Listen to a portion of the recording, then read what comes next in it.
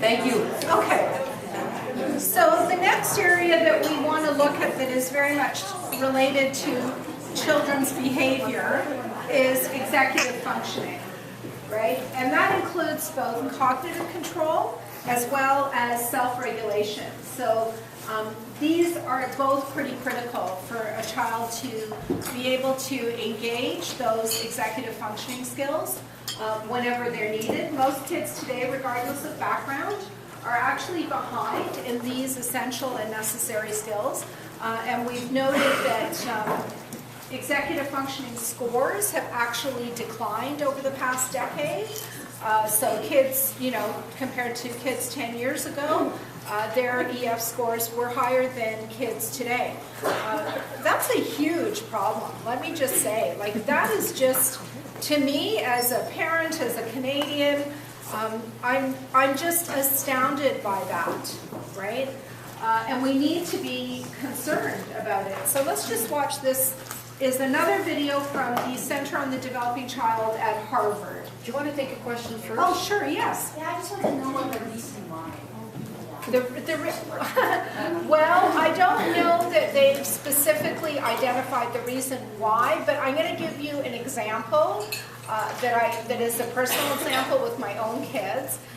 So my daughter goes to school, and let's say she forgets her bus tickets today. And so she sends me a text to say, "Mommy, I've forgotten bus tickets today, what should I do?" And I text her back to say, go to the office or see if one of your friends has tickets. So how much problem solving did she do? Zero. And I think that's a lot of it. Like, I think we're in this world where, for some, I'm not saying all, but for some parents, we really, with the best of intentions, want to make life easy and comfortable for our children. We don't want them to have to be problem solving and facing, difficulty or feeling really challenged about things. And so we try. So what happens is they really are not engaging those EF skills early on very frequently because things are, put to them in nice, neat little packages that are easy to do. Like I'm thinking, now if you're from Ottawa, you just don't get to repeat any of these stories. So when we're sitting down, my nephew pulls out his phone, and he's got this little game on his phone that takes a picture and breaks it up, and then it's like a puzzle that has to be, and he's really proud of this, and that Jack, or Joey, can put this together, and it keeps him really busy. And again, I don't think those are engaging in the most meaningful way, those executive functioning skills. Because when Joey gets frustrated with something, the first response he has is a tantrum, right? So really, he's not learning to problem solve. And I'm thinking like the day-to-day activities and experiences kids have, like letting kids try and take their coats off, or try and put their boots on, right? Those things actually do require executive functioning. But we're right there. Here, let me help you get your coat on, right? So that's but I have to be clear with you that that's very much a personal anecdotal theory.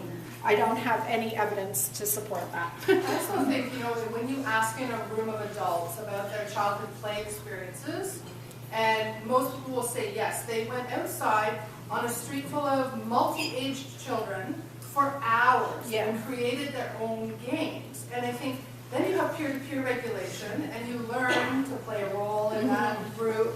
And you don't have adults structuring the activities and telling you what the rules of the game are, whereas most kids now are in organized activities that they're told by an adult how it works. So they don't have to problem solve that even. They don't have to problem solve their play. No, we set up activities that have a start and a finish. Yeah. There's somebody else? I have a question. Like you problem solve for your daughter. My daughter, she texts me with questions, and I ask her, what do you think you should do? Yeah, exactly.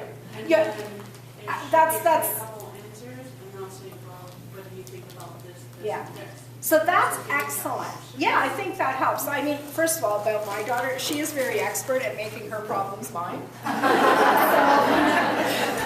Because remember, she's the one with the difficult temperament.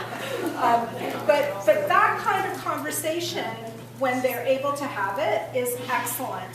The hard part, again, and this is what happens, and this is why I think early mental health becomes so challenging. We gravitate toward the older kids, right? So we're thinking, okay, well, how are we going to increase executive functioning in that 7, 8, 9, 10-year-old? But I'm challenging you to support it in the first 5 years. I'm saying to you that, in fact, what you're seeing at 10 is the result of what happened in the first 5 years. And so giving kids the chance to experiment, to quite frankly, fail at things, but knowing that you're going to be there to help them recover, that is what builds both executive function, but it also builds resilience, right? So, okay, so let's Okay, get let's to the run video. the video over here. I'm sure there's lots of conversation.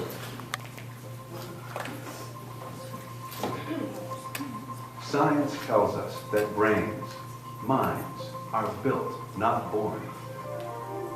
And at the center of this dynamic architecture are a set of skills called executive function and self-regulation. Children's self-regulation and executive function are key ingredients in their lifetime performance. It's not just about learning language or learning numbers or learning colors. We have to be able to work effectively with others, with distractions, with multiple demands. These actually are skills that contribute to the productivity of the American workforce.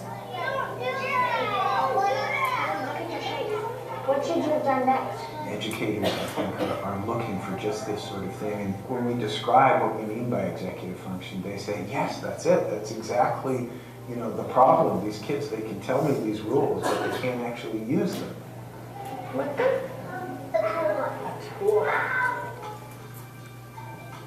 What is executive function?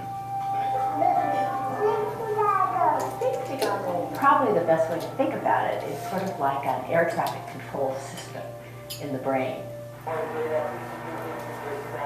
Just like an air traffic control system has to manage lots of airplanes going on lots of runways and really exquisite timing and so on. A child has to manage a lot of information and avoid distraction. We really think of it as involving working memory and inhibitory control and mental flexibility. Take a situation where a child is having to take turns. So first of all, the child has to have inhibitory control. The child has to be able to stop whatever he or she is doing and let the other child take a turn. But when it's your turn again, you also have to remember what it is you're supposed to be doing. So that pulls on working memory. If the children who are taking the turns after you do something unpredictable, you have to be able to adjust what you're going to do next. And that requires mental flexibility. Children who are struggling with these capacities often look like children who just aren't paying attention, or children who are deliberately not controlling themselves. If you don't have self-regulation, you act out and the teacher puts you in timeout, and so then you miss part of the learning that's going on, and then you are more upset because you're behind, and so you act out, and so you get this downward spiral. How does executive function develop? 7 and plus 4. In little children, and even in the infant and toddler years, you begin to see the roots of executive functioning skill. What's going on in our brains is unbelievably intricate and complicated. The prefrontal cortex, or the front third of the brain, is important for executive function. But it's more than just prefrontal cortex. this region doesn't act alone. It's involved in controlling your behavior through its interactions with all other parts of the brain. The brain goes from a situation where you've got nearest neurons communicating very strongly with each other and ignoring the rest of the brain, to these widespread networks that are connecting these different areas. Executive function changes over the life course. It improves radically over the first few years. It continues to improve throughout adolescence. It's not until early adulthood that you have the adult-type networks that are very strongly activated that connect different brain regions together. Let's take notes.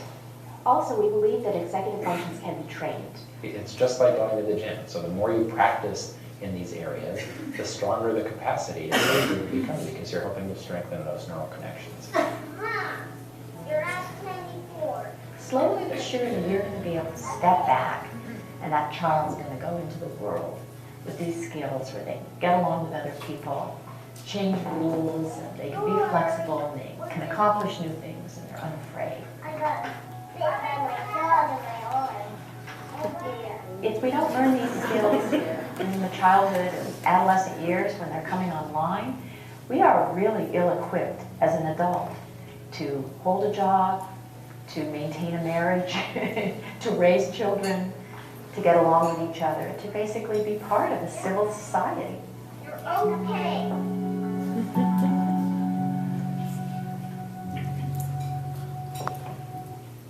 So a lot of these videos are available for free on the Center for the Developing Child. There we go. That's right. So I'm going to go through these really quickly because they did talk about it in the video. So inhibitory control, really it's about suppressing attention to distractors, right? So being able to stay focused even though there's people going in and out of the room or water being brought in, and still being able to pay attention up here. So resists us acting on our impulse, staying on task, including when we're bored, and paying attention despite distractions. Working memory is holding information in mind while mentally working with it or updating it, right? So really being able to retrieve, oh, when I did this last time, I didn't get the kind of result that I wanted, so maybe I need to try something different this time. Requires relating one idea to another, relating what you read earlier to what you're reading now, for instance, doing mental arithmetic, prioritizing the things that you need to do, following a conversation, while keeping in mind what you want to say, and translating instructions into actions. And cognitive flexibility is about creative problem solving, right? And flexible thinking. And this is the one that I think, you know, we just don't do enough of this with kids, because as adults we want a definite result, I think, quite often, but really being open to giving kids the kind of experiences early on that don't have a definitive end to them.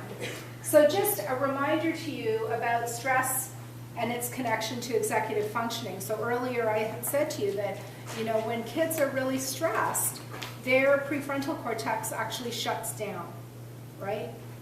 And so that really means that their ability to think things through clearly is going to be almost non-existent. I just want to add, it does that to me too. Yes, me too, absolutely. But here's the tricky part. This can look like a kid with ADHD, right? And so the other thing I have as of late been saying to people when I give a talk,